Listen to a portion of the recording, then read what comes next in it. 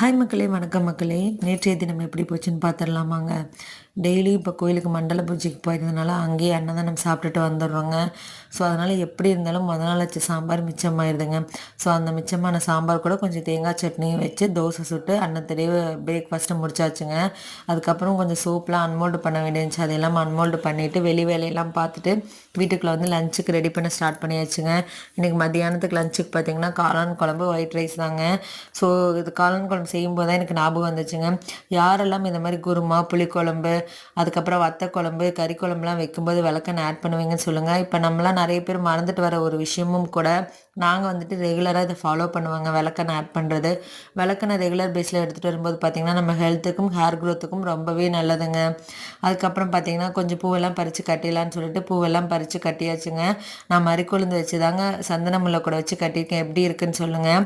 அதுக்கப்புறம் வந்துட்டு கொஞ்சம் வெப்பாலையெல்லாம் காய வச்சுருந்தேங்க. கொஞ்சம் வெப்பாலையை வந்து தேங்காய் எண்ணெயிலும் இன்ஃப்யூஸ் பண்ணி வச்சுருக்கேங்க.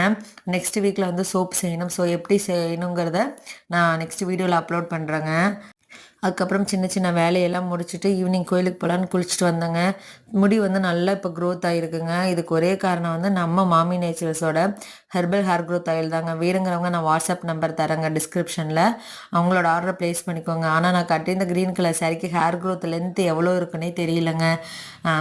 சரி ஓகேன்னு சொல்லிட்டு கிளம்பிட்டு கோயிலுக்கு போகலான்னு சொல்லிட்டு கொஞ்சம் மறிக்கொழுந்தெல்லாம் பறிச்சுட்டு சாமி கொடுக்கலான்னு சொல்லிட்டு 2 ரோஸும் பூத்து இருந்துச்சுங்க.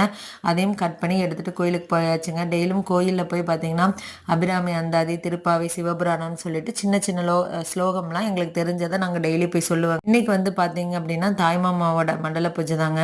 இன்றைக்கி அன்னப்பிரசாதமாக வந்து பார்த்திங்கன்னா கேசரி, சுண்டல், புளியோதரை, அதுக்கப்புறம் பிரியாணி கொடுத்தாங்கங்க. அங்கேயே நைட் டிஃபன் முடிச்சாச்சுங்க.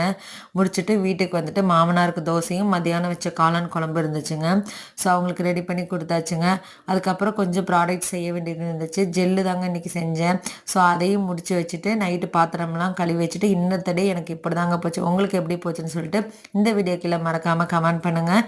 இந்த வீடியோ பிடிச்சிருந்தா லைக் பண்ணிட்டு உங்களோட ஃப்ரெண்ட்ஸுக்கும் ஃபேமிலிக்கும் ஷேர் பண்ணிட்டு மறக்காமல் என்னோட சேனலை சப்ஸ்கிரைப் பண்ணி